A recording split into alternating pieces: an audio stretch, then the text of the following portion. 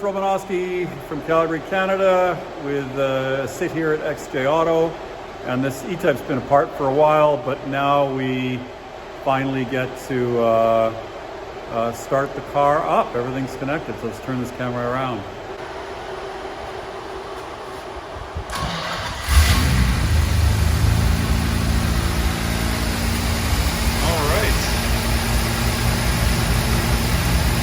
So the heads are rebuilt, the carbs are new, the distributor's new, the coil's new, just about all the ancillary parts, the water pump, the alternator, starter, the headers, all that's new. So radiator and support, so it works, that's good.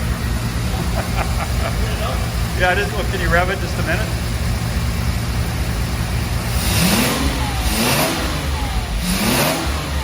Wow, that's beautiful. Right. And here we have a Series 2 Land Rover. That the fenders were a real mess on this. So we had Lyle from Rods and Restos repair these fenders. And you can see the rest of the car is heavily patinaed. We had to replace the door windows and so on. And this needs a final bit of tidying. But the fenders actually don't look too bad.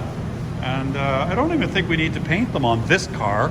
The owner's not looking for a queen or a restoration, so I think it looks purposeful, and there's not too many cars you can do that with.